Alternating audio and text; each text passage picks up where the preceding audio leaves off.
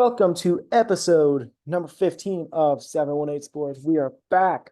The semester has finally ended, which is going to mean more content for you guys. It's going to be awesome. It's going to be great. There's a lot going on, man. I mean, how are you doing? First of all, I should probably say hello, instead of just jumping right in, but how are you doing? I'm doing great, Miles. I've seen you a couple of times since we've gotten home, so it's been good to see you. And I'm here to work, baby. Summer of 718. Summer of 718. I like that a lot. So today we're going to be talking about NBA free agency coming up the next season. Of course, we're going to be also talking about the playoffs and the madness that's going on as well, because that is a huge topic, of course. But starting off, so what are some of your free agents that I think are important to Well, note? I think we should talk about the most important one, and this involves the NBA draft a little bit in LeBron James. Kicking the draft. If you didn't know, if you have been under a rock the last 18 years, his son LeBron James Jr. Bronny is he's in the portal, but he's also was at the combine, and he's probably going to declare officially for the draft. Um, and that's a huge thing. Like I think in the latest mock draft, he went 53 to the Celtics, but he is the most bets to be number one for the draft. But he won't be. He shouldn't be number one. We can talk about Bronny another time. I have a lot of opinions on Bronny, but I think that's going to impact LeBron's decision. I think that it's a weird year. I think. I mean, I don't know. I would love to hear where you think he's going to go. I would love to hear where you think he's going to go before I give my 2 cents. Yeah, I think, he really could go anywhere. I think people make that argument of, oh, Bronny's going to go to wherever, I mean, excuse me, LeBron's going to go wherever Bronny goes, but I just don't think that's going to happen because I think the team's needs are going to be different because Bronny plays a certain way and LeBron James plays a different way.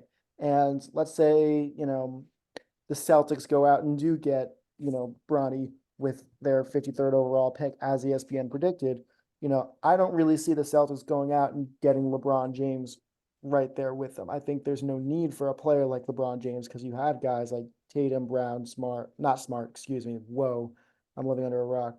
Um, there's not really that need. So I think Bronny's going to make the right decision. Whoever picks Bronny is going to be happy with Bronny. But at the same time, LeBron, I think, is very happy where he is in terms of Los Angeles. I think, sure, they've only won one championship, but at the same time, he is in that Los Angeles area. He's in that atmosphere. He's in that area. I think it just makes most sense for him to stay put where he is. I think we're looking at a deal somewhere, maybe even a 1 year, 2 year deal with the Lakers just to ride out his last few days with AD and try to, he's still playing competitive professional basketball, but age does catch up to you. So wherever he goes, if he goes somewhere else or he stays with the Lakers, in my opinion, he's going to get a small deal. He's not going to go anywhere for a long period of time. He's not going to get that, 5, 6 year deal. He's going to get a 1, 2, 3 year deal and take it on from there. Because he is the oldest player in the NBA after all. And at Yeah, the same time, I think I he's and built so honestly, much. yeah, I agree. Yeah. I think that you're right and wrong. I think after saying that, thinking about it, I think he will stay with the Lakers. I think he will do that partially because I don't think no matter where Bronny gets drafted, he's going to be on an NBA roster in his first year. He's really raw and he's coming off a cardiac injury. So I think he's going to spend probably most of his first year in the G League unless he goes back to college. So I think you're right. I think the max deal LeBron's going to get would be like 2 years, $100 million. Um, Honestly, could be more money than that, or less, depending on how LeBron wants to figure out the cap space for the Lakers. Mhm. But I think he's gonna stay in Los Angeles. I think for at least the next year to see where Bronny ends up and to see if Bronny's good enough to really make an NBA roster. But where I have to disagree is if you're the Celtics, a team like the Celtics, why not get LeBron? Like he can only make your team better. I know what your point is, but I think he's still a great player. Like he's still old. Maybe he's one of the oldest players in the NBA, but he's still an all star every year. He's a generation. He's the generational player. We grew up. I think he's my age. Like the NBA as long as I've been alive, which is insane. But yeah, I could totally see him, as you said, staying with the Lakers for a 1 or 2 year deal. Um, I don't think it's likely he follows Bronny, but you never know. Staying in the East with the Celtics. Um, Tyrese Maxey's rookie deal is up, and he's eligible for not. I think a max deal, not a super max. I want to hear what you think about that. Yeah, I think Maxi again is one of those generational talents. I think he really took that big leap And I think, a lot of people were giving James Harden a lot of flack for, the way he handled his situation in Brooklyn and Philadelphia. But I think Tyrese Maxey did learn a lot from James Harden's type of basketball. And I think, even in the playoffs, he had a big series against the Knicks, especially in game 5, where he really, closed it out on the road. Maxey is a superstar, ultimately, I think. And if he's not a superstar now, he's going to be a superstar in the next year or two. In terms of where he's going to go, obviously, I want to say Philadelphia wants to keep a guy like Maxey. I think Mm. he likes it. I think Philadelphia likes Maxey. I think it's important to, team the both of them up with Embiid and Maxey to keep that core intact because, Mhm. Embiid's still playing at a high quality level, and so is Maxey. He's only going to be growing. But at the same time, the interesting thing with the Philadelphia 76ers is I feel like they can go with, both ways. I think you can say that, maybe this is the sign that the Sixers should really just back off a little bit and rebuild and just focus on, moving into the new future because their process has not really been successful. They haven't Mhm. made it to the Can conference finals.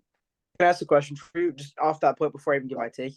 You think them rebuilding should be going away from Maxi, not giving him all the money in the world? I think it's hard because you've already given Joel Embiid all that money. So you're going to have two guys on supermax Mhm. deals, and there's not really much room for other players, and you're going to have to lose, excuse me, assets in order to keep these two guys in your roster. So I think they've already built around Embiid, and they can't really go back on that. It wouldn't really be fair to Embiid or fair to, the team that they're building there already. Um, that being said, though, I think ultimately Philadelphia will stay with Maxey and they'll try to get him on a deal. It's not one of those things where, for example, Aaron Judge it was kind of a player where everyone kind of realized that he was going to stay with the Yankees. It was just the matter of how much is he going to get Mhm. paid. This is a similar situation, I feel like, where Maxey is going to be getting, a supermax deal from the Philadelphia 76ers. The question is how long and how much money you're going to get. I'm loving this video so far. We're on the same page for two of our first takes. That's very uncommon for us. I'm loving it.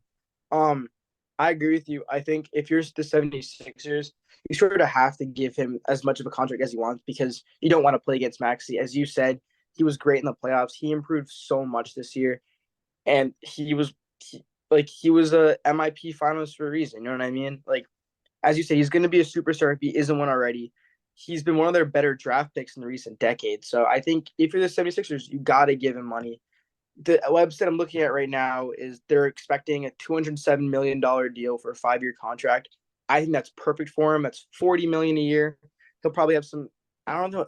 They'll free up like they're losing Tobias Harris cap space, so they have enough money now. But I agree. Senators have to lock him down. Um, it's really important for them to do. Then I'm moving through this quick, but I want to talk here about your Nets. Nick Claxton off his rookie deal now. I want to hear what you think about that. Yeah, I mean, the Nets have to get Nick Claxton um, back for sure because he was arguably their best player that last season besides Mikal Bridges. He has turned into one of the most dominant big men in the East. Sure, he's not to the level of Embiid or Miles Turner or Siakam just yet, but he's getting there and he took a huge leap this year. And I'm really excited to see what Claxton could put out. My only criticism with Claxton is just that he makes dumb decisions and he gets a lot of texts and a lot of dumb stuff like that. But so does Joel Embiid. So, it's Hmm. not really fair to put that on a guy like that. Um, What's your deal expect? Like, what are you expecting his deal to be if he signs with the Nets or any team in free agency? What do you expect on the deal? mm, I mean, in my opinion, he's a top 5 center in the league, which, definitely is a hot take, but I think he's going to get somewhere around the 80 to $100 million range. I think he is undervalued just because he is on the Nets. And the Nets are the bottom house team, and not a lot of people see. I see you loving this, but yeah, the Nets are not getting, all the recognition in the world. If he was playing for the Knicks or the Pacers right now, and he's making a huge playoff presence and impact, then he's going to be making a lot more money. But since you don't know, how he's going to perform in the playoffs, and he actually had a pretty decent series against the Philadelphia 76ers in 2023. Not so great against the Celtics the year before that. They got swept both rounds, though, so it doesn't really matter because they didn't win. Um, but yeah, he's playing for the Nets at the moment. I think he's going to want to stay in Brooklyn. But then again, maybe not. There's been a lot of turmoil. There's been a lot of, discussions about, maybe moving a guy like Mikal Bridges or moving in Cam Johnson or bringing in some guys, bringing in a Donovan Mitchell. There's been a lot of talks about that. And it really just depends on what direction the front office wants to go. Does the front office want to stick with the guys they got and run it back, which in my opinion, they shouldn't because it was not successful? Or should they, completely rebuild and get brand new guys and let these guys walk? Or do you go get that all in push and get like a Donovan Mitchell or, even go crazy and try to get a Damian Lillard? You know, Mhm. um, it's a real I, I, possibility. I love that take again. I think you're right for a lot of points. I think we're agreeing so much today. It's a little scaring me a little bit. I think you're right. I think he's been he's been underrated because he's been very flashy. I would say he's been very good, but he's been a little consistent at times. But I think you're right. I think the Nets should give him like a 3 year, $100 million deal. Get him enough money to stay for at least a couple more years. See these guys develop. As you said, the Nets are in a really weird spot where they're so close to being like a playoff team and attempting to win, but they're not good enough yet. And we'll get them over the hump. I think, as you said, they need to make a really big free agent push this year, make some trades, sign some guys. Another guy on this list is a guy I'd love to see on the Nets. We'll talk about him in a bit, but yeah, I mean, as you said, like they're in a really, really weird year, and this offseason for them will really define who they are as a franchise in terms of they want to keep people like Cam Johnson, Mikal Bridges, Finney Smith, or do they want to move on and look younger, look in the draft, or as you said, do you want to make the full all-in push and trade guys like maybe Claxton or trade Sharon Sharp or Dayron Sharp for someone like Donovan Mitchell or Zach LaVine. I Right. think that's really So this is where I think we're going to disagree. I want to talk to you. There's a lot of free agents on this list that are like big names. I didn't really realize until, you really go through these lists and it's like, wow, like these are legit talents. And, everyone's overlooking this, rightfully so, because the playoffs are going on and no one really cares about that. But it's definitely in the back of, a lot of teams' minds right now. I especially in Yeah, I mean, not our teams because you're a Pistons fan and I'm a Nets fan, but I want to talk about Paul George. Paul George and the whole Clippers, because the Clippers had a tough first round exit against the Dallas Mavericks this year. They got, as I call them, Luka. Every team gets Luka, you know, either in the first round or during a regular season game where Luka pulls out some nonsense and wins the game. Um, but yeah, that happened to the Clippers again. And, these guys are getting older. And, there's been a lot of talk about where a guy like Paul George is going to go because he's still got that dog in him a little bit. I think Paul George is still a very valuable asset to a lot of teams. Now, I think that Paul George to the New York Knicks is a real possibility. Um, Hmm. I think that, you know, it might be difficult because you might lose out on an OG Anunoby, but then again, Paul George is that flashy, popular name that can really drive, a lot of fans to the game and also win games. But at the same time, the risk of that is Paul George has not won an NBA championship. He has not led a team. So, you know, but then again, you're pairing Jalen Brunson and Paul George on the same team. I mean, that could be really, really deadly. So there's a Yeah. lot of what ifs. Um, you know, I've seen a lot of Philadelphia 76ers. Again, Mhm. I don't think that he should go to the Sixers. I don't think it's really the right fit for him since they already have, already that forward position with, could be Maxey and B and all that. You don't really want that. And the 76ers, I mean, they really have to decide on Tobias Harris, but we'll talk about that in a second. Um, but I think I Paul agree. George to the Knicks, I think could be a really interesting and enticing pick. Yeah, I mean, I didn't see that coming. I That's a good point. I think that him to the Knicks would be really great for the Knicks. I've seen, as you said, I've seen a lot of City Sixers stuff. I really don't know with Paul George. I could see him even staying in Los Angeles. I think a hot take would be, oh, everyone originally thought, which would be Paul George one of the Lakers on like a 2 year, $100 million, 3 year, 150 deal. Nothing more than that. I don't think he's worth it. As you said, he's getting older. His balance isn't the same. He's not the same player. He's still a great, phenomenal player, but he's a number two. And I can see a team like the Clippers who really need something extra to give him an extra little playoff push, trying to get a guy like Paul George. They have enough money. That team would be disgusting with him. And I think that's a team that really needs him. That's a team that needs him the most. We're in Philadelphia. Philadelphia's been really disappointing in the playoffs every year, even with a good team, even with a bad team, they're always just disappointing. The Lakers somehow make like a mid team look very good. I think the Lakers pick them up would be a huge pickup for them. I think the Lakers and the Knicks are both at the same point where they just need something to get over that hump. And I think Paul George is one of like the few names on this list, or a few names in general, like trade spots or anyone who those teams really need to look after. Yeah, I think, Paul George is one of those guys who still has a lot of juice in the tank. Um, you know, Obviously has not been a successful stint with the Clippers. They have not, won the championship. They've made a conference finals appearance, but that's about it. Um, but now I want to go back a little bit. I think the two big teams to talk about here, really the three big teams to talk about are the Clippers, the Knicks, and the Sixers. I think there's a lot that could be done here. OG Anunoby is one of those guys. He's going to be a free agent. And he is a free agent now because I guess the Knicks are eliminated, as I predicted, in my opinion, because they can't rely on three guys to win everything. Um, Mm. but again, the Knicks with OG were really, really, really good this year. They only lost 2 games when OG was in the lineup.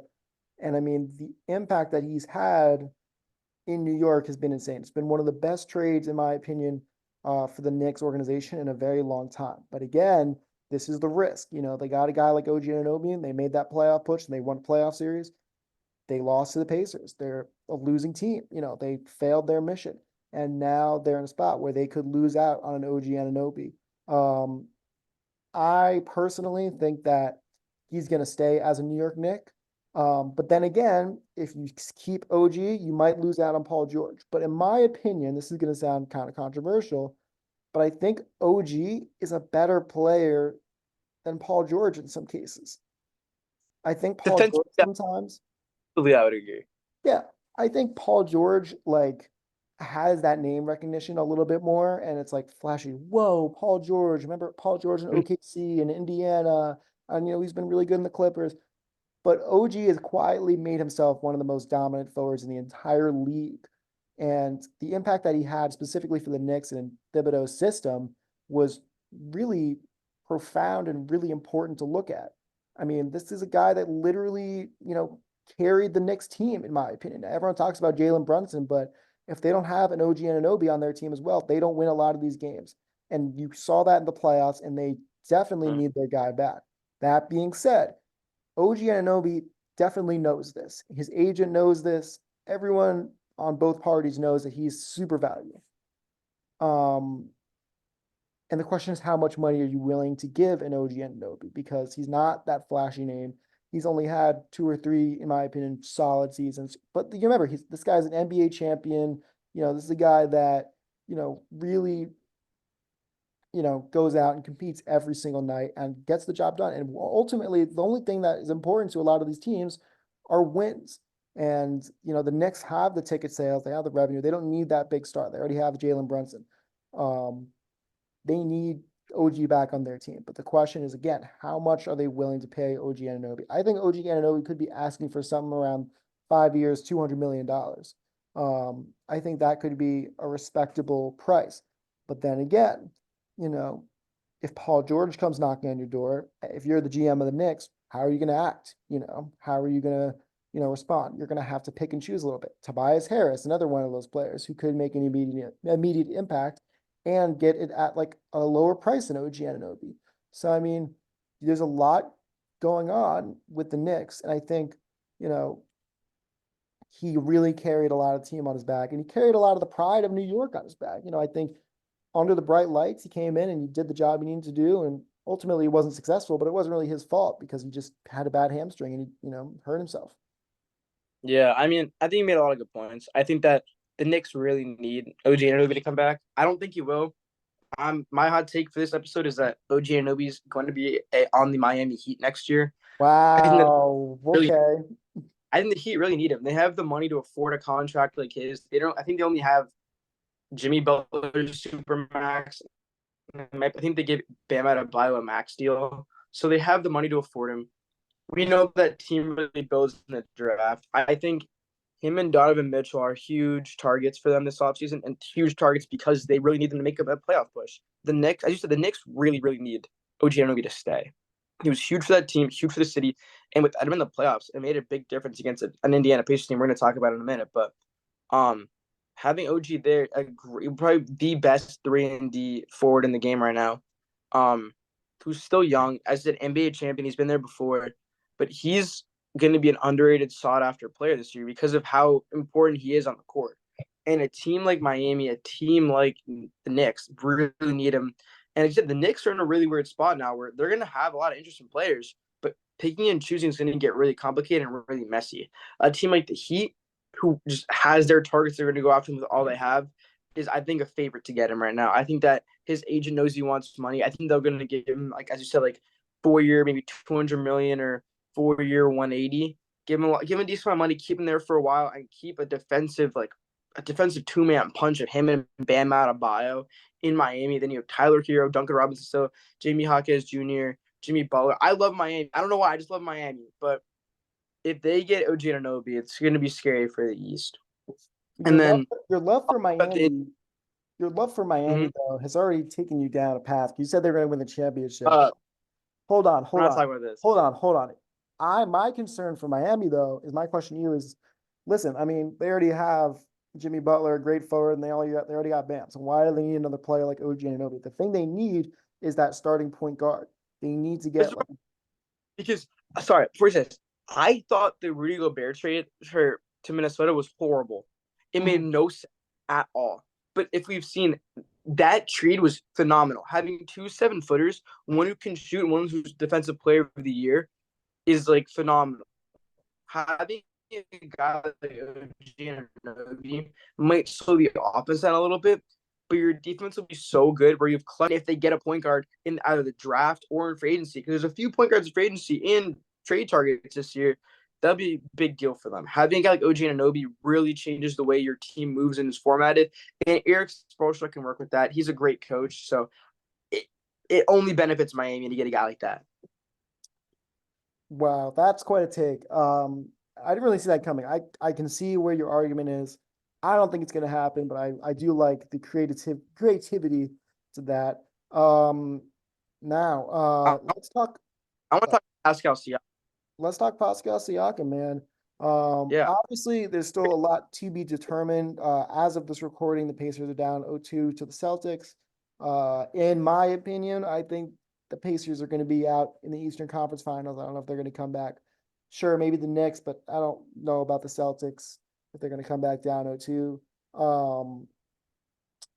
Now, Indiana's a great spot for him. You've already seen the impact that he's had. Indiana's been blowing my mind this season. I kind of saw them as maybe a 7-8 seed, and now they're in the Eastern Conference Finals. So what a successful year for Indiana. I just want to put that out there. But I think a lot of that has to do with this trade. I mean, as you were saying, similar to that Rudy Gobert and Cat trade, now you have two dominant big men on the Pacers team. And it's worked really, really well for them. I don't think that the Pacers are going to let a guy like Siakam walk away. I just feel like the impact that he's had this season and the chemistry that he's already been building with a guy like Miles Turner and Tyrese Halliburton, I think there's no reason that the Pacers are going to say, yeah, we don't really want you back. It wouldn't really make much sense to me. Mhm. And he's going to be asking for a lot of money, rightfully so. And, I think somewhere around the 4 or 5 year range could be interesting. And I think that could be a solid choice. But I think he also could get one of those 1 to 2 prove yourself deals. I think, it's a little bit of a risky move to get those 1 year, 2 year deals. But like if Siakam is generally trying to figure out, okay, am I a superstar forward and center, or am I, an above average one? There's a big difference. You know what I mean? Am I a Kevin Garnett or am I a Julius Randle? There's a big, difference in push to that. Okay. One of those is a Hall of Fame player, and one of them just an all-star, right? Again, I'm not saying Julius Randle's a bad player, but no, but like, yeah, it's crazy. Before you started saying all that, I agreed with you. I think that the Pacers can get rid of Siakam, as you said, like having him there with his team this year, and when they're in the Eastern Conference Finals, You can't break that two. You can only go forward from here. But saying that, sorry, that's not even rude. Um, Having him on a 1 or 2 year deal is not like a smart decision for them, especially if they want to keep building up. You want to get guys like him signed now, sign long term, and then you can build through free agency and the draft more. You got to give him 4 year max deal, 4 year like 160, 4 year 200 between that range. You got to just give him all the money he wants, keep him in Indiana, get him with a great young player in Haliburton, who's the future of the NBA. Haliburton, Miles Turner's still there, who's been great. TJ McConnell's a dog. I'm trying to think more players in the Pacers, but that team is looking very good. It only stays good if Pascal Siakam stays there. They need to make sure that trade for Sabonis works out in the end, and that includes Siakam because Siakam is the big man replacement for Sabonis. So they got to make sure he stays. But on Siakam's part, see, I think Siakam knows who he is as a player. He knows his best year he was an All-Star, and his worst year he was mid. So I think there's really no comparison of someone like him, like Garnett, but there's a comparison of him to be on. He's one of the best forwards in the game. When he's not, you can't have him on the court. You know what I'm saying? So making sure Pacers lock him down for good or for bad, you got to keep Pascal Siakam in Indiana. So here's where I think could be interesting. Let's talk about Klay Thompson a little bit. I think Klay had a really rough year last year. The understatement. Yeah, understatement would be bad. Would be that did not have a great year. Could be more successful. At the same time, I think Klay Thompson is going to stay with the Warriors because there's a little bit of that respect of like, you won us those championships. You're a Warrior for life. We're not just going to let you walk away. Now the article I'm reading here is 3 years, 80 million. That's ridiculous. They're not going to be giving him 3 year, $80 million. I think he's going to get a 1 year deal, a 1 year, 10, 20, $25 million deal. I think that is the most reasonable because again, Klay's an old guy. If he takes the leap backwards that he took this year, again, next year, he might be out of the league next year. He might have his last season next year. Wow. That being said, if he really bounces back and averages 22 a game, maybe you talk about extending Klay long term again. It really just depends. He's in his late 30s. He's getting up there in age. So you're not going to want to make that investment. And it's probably going to be one of those cycles where the Yankees did this with CC Sabathia a couple times. Just throwing out 1 year deals until you're ready to retire. You know what I mean? One of those, here's $20 million, play for us next season. We'll talk next year. And I think that's what the Warriors should be doing with Klay Thompson ultimately. I think obviously you want to sign him, respect him, and keep him because he won you, 3 national world championships. But at the same time, you have to be realistic about the future and saving some of that money for the future because Klay Thompson and Steph Curry, in my opinion, I think those years are done.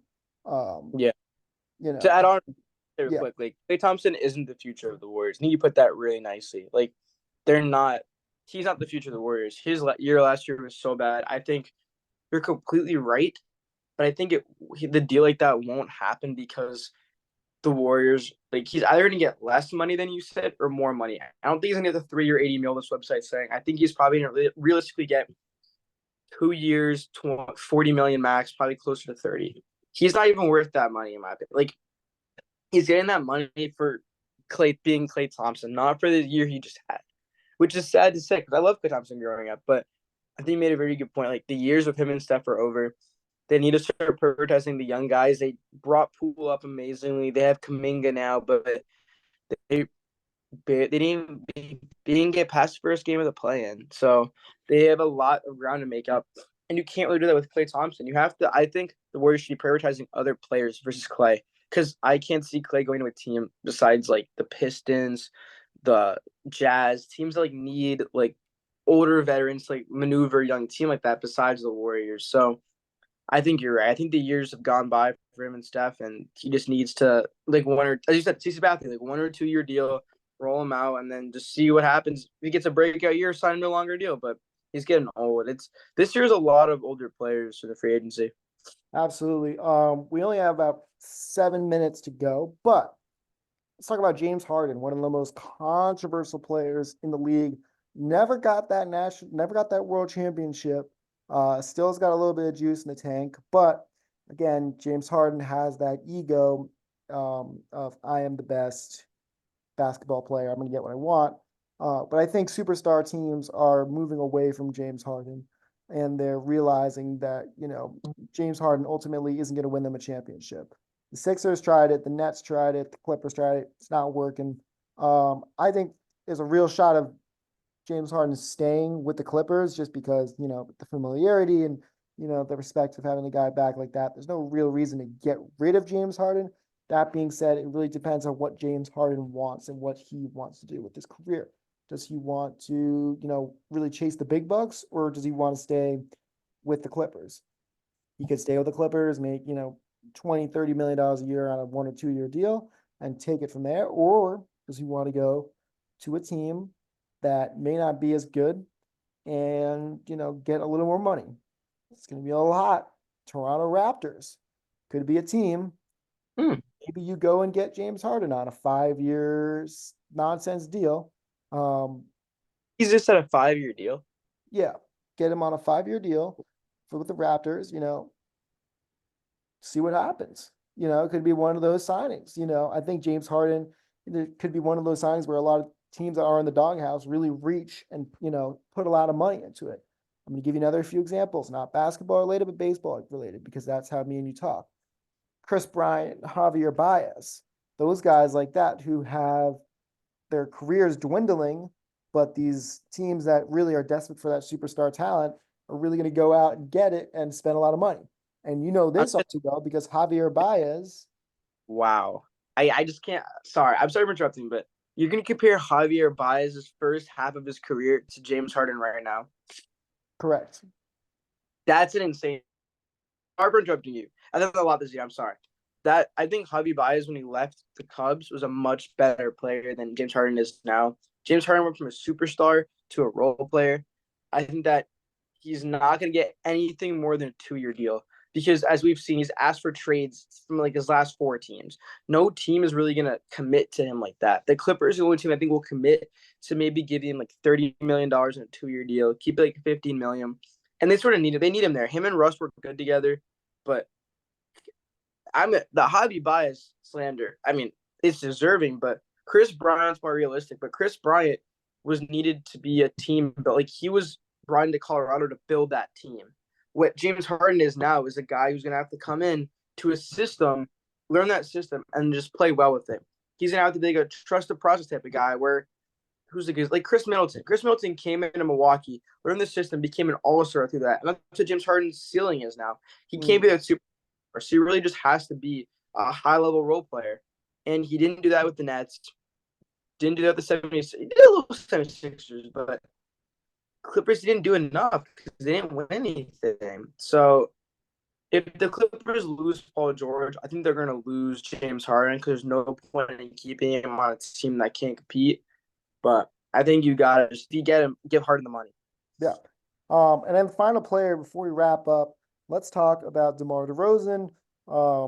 Had a lot of good years with the Chicago Bulls, but the Chicago Bulls have been in the doghouse. They haven't really been doing anything. Do you think DeMar stays with Chicago? No, I think that Chicago team's going to blow up. I totally see Zach LaVine getting traded within the first month of the season, even before.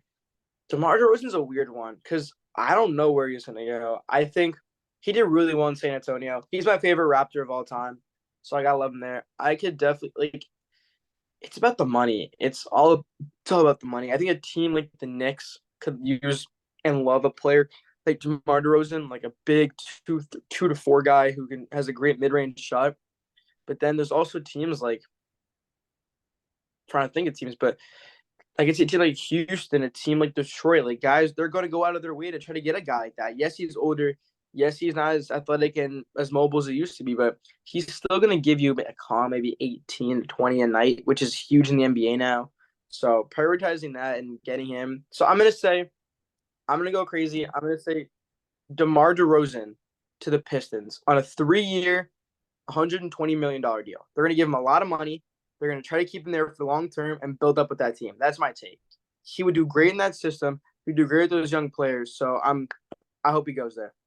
Yeah, so, again, what we have here for those watching, this is a Pistons fan dreaming of a successful team, which hopefully happens in the next few years because I'm rooting for you guys to make that big splash. I think DeMar is one of those great players, gets 18, 20 a night. Here's a take I have. I think if the Hawks do trade Trae Young, I think DeMar DeRozan could be an interesting piece on the Atlanta Hawks. Um, Oh, I think, even if without trading Trae Young, I think he could be an interesting piece on that Atlanta team. I think they need a little more of that. Sure, they have Clint Capella and they have, Murray and, Trae Young, obviously, but they need a little bit more of that forward position. That's a big need for them right now. I think that could be a place where DeMar DeRozan could really thrive down in the A and maybe bring Atlanta back to MSG for another rematch of Atlanta versus New York. I think that could be really fun. That being said, it all just depends on the money, as you were saying. There's a lot that we as fans don't recognize. How much payroll, how much can you afford?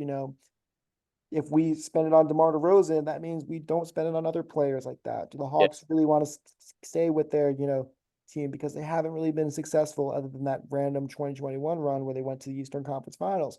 You know, it really just depends on, you know, what is going to happen and what, the teams really need and what, finances need. So I think DeMar to Atlanta could be an interesting hypothetical, but in reality, I don't know if that's actually going to happen. Most likely, I think he's going to go to the Knicks. I think that could be a real possibility. I think that forward position, the Knicks could do a couple things. They could keep, everyone as is and stick with Julius Randle, and that's great.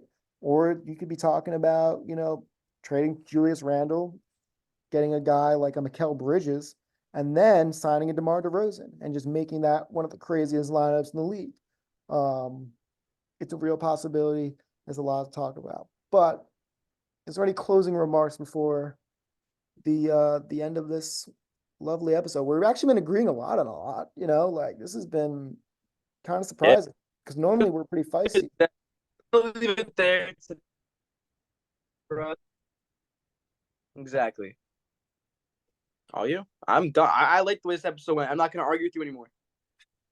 All right, and that wraps up episode number 15. Thank you guys for tuning in, and we will see you soon. And go Yankees.